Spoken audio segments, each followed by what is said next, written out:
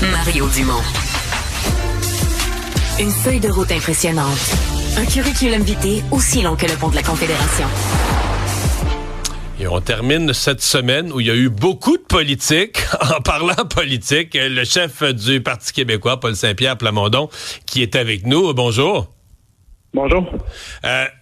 Vous m'avez surpris hier, ravi en même temps, en parlant de réduction de la fonction publique. C'est pas un thème naturel pour le Parti québécois?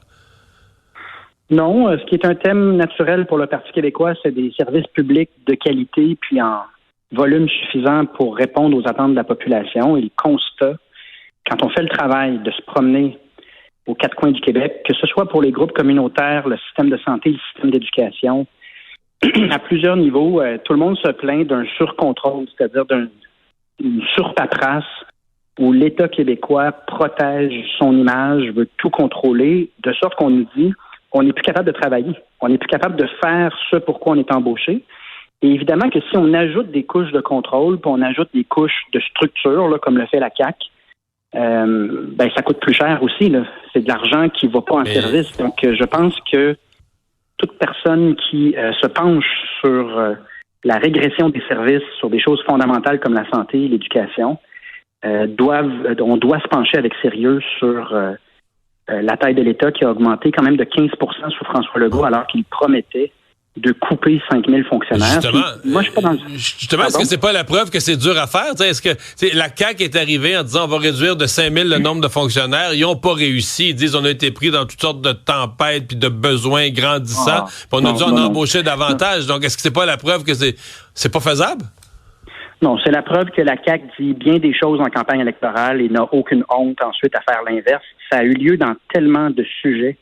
Donc, c'est une CAQ qui... je ne sais pas comment on peut faire à ce point l'inverse de ce qu'on a dit à la population comme engagement. Mais le constat, c'est ça. Là. Puis, à chaque fois qu'on rajoute une structure comme Santé Québec ou Mobilité Infra, il faut comprendre, là, c'est qu'en dessus du ministère, il y a une autre entité. Puis là, ces entités-là vont essayer de se comprendre alors qu'on a déjà une couche de trop au gouvernement du Canada, une couche de fonction publique qui fait que dédoubler ce qu'on fait déjà au Québec. Donc, vous comprenez la cacophonie dans laquelle on se retrouve, puis qui en souffre? Ben, c'est des enfants qui n'ont pas les services à l'école, puis c'est des malades qui n'ont pas un service acceptable aux urgences. Moi, c'est là, je pense qu'on doit rediriger les fonds publics. Pour autant, je crois à l'expertise de la fonction publique, parce qu'on ne peut pas être dépendant du privé. Je crois aux services publics. C'est juste, il faut être honnête dans le diagnostic. C'est pas en rajoutant des couches de bureaucratie qu'on va avoir plus de services. La minute, vous arrivez au pouvoir demain matin, vous annoncez ça, une réduction de la taille de la fonction publique, vous êtes conscient que là, les gros mots vont sortir, puis ça s'appelle l'austérité, puis des syndicats qui ont été dans le passé des alliés du Parti québécois vont se retourner contre vous, puis ils vont aller coucher dans le lit Québec solidaire pour dire c'est écœurant, le PQ, l'austérité.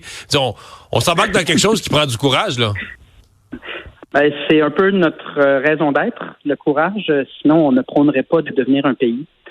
Puis, ce qu'on va faire, c'est on va mettre sur pied une commission, un groupe de travail qui va éplucher les divers contrôles et les couches de paperasse qui embourbent la vie des travailleurs dans le communautaire, des travailleurs dans la santé, des travailleurs dans l'éducation et de tous les travailleurs qui sont en lien avec l'État québécois et qui constatent qu'ils n'ont plus le temps de faire leur job tellement qu'ils remplissent de paperasse. Donc, on va faire cet examen-là.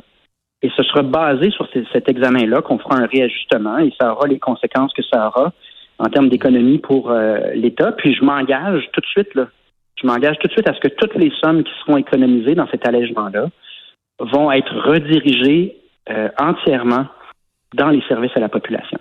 OK. On a critiqué la sortie de François Legault qui disait, il faudrait que le Bloc renverse le gouvernement Trudeau, fasse tomber le gouvernement Trudeau. Et vous avez même interpellé, il parlait à votre chum Yves-François Blanchet. Mais finalement, est-ce que je comprends que vous l'avez fait, que vous avez parlé à Yves-François Blanchet et poussé sur le Bloc pour qu'il mette l'immigration dans ses demandes?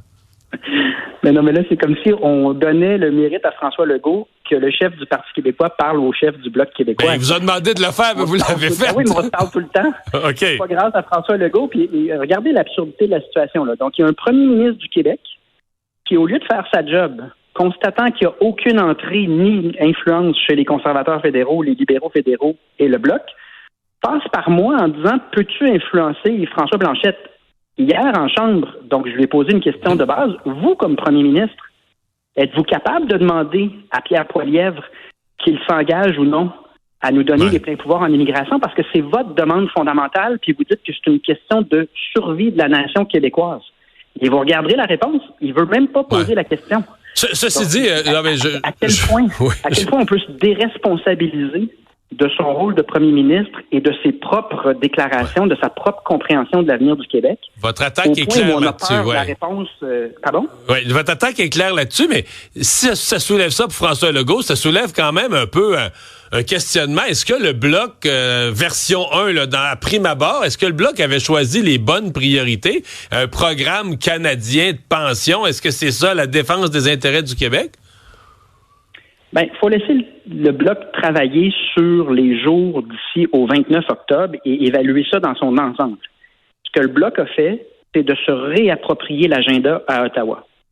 S'ils avaient consenti à la motion de Pierre Poilievre, ce sont les conservateurs qui contrôlent l'agenda sans se commettre sur rien et sans que le Québec ait une fenêtre pour négocier avec tous les partis, voire on parle ici là, de 2 dossiers sur lesquels le Bloc travaille depuis des années. Mais la question que vous posez, elle est pertinente. Vous me ramènerez à votre émission où vous poserez la question à Yves-François Blanchette le 28 octobre. Ouais, je comprends. Quand ils auront fait toute leur séquence. Mais le mérite du Bloc, c'est de réaligner la discussion à Ottawa en fonction des intérêts du Québec et de contrôler l'agenda. Je trouve que c'est bien mieux ça que de laisser tout le champ à Pierre Poilievre qui, pour autant, lui, prend aucun engagement à un programme hyper flou sur les questions fondamentales pour le Québec. Donc, c'est correct et il faut laisser le temps au Bloc de travailler. Bien, on va surveiller tout ça. Paul Saint-Pierre Plamondon, merci de nous avoir parlé ce matin. À une prochaine. Au revoir. Le chef du Parti québécois, ben voilà, c'est ce qui complète cette semaine. En vous rappelant que hier, Pierre Poilievre, sur cette question-là, a déposé une autre motion. Mercredi, on voté, on a décidé de pas renverser le gouvernement. Le NPD et le Bloc n'ont pas voté avec les conservateurs, mais Pierre Poilievre a déposé une autre motion, donc ils vont revoter dès la semaine prochaine sur le même sujet. Je vous souhaite une excellente fin de semaine et je vous retrouve avec l'équipe lundi matin.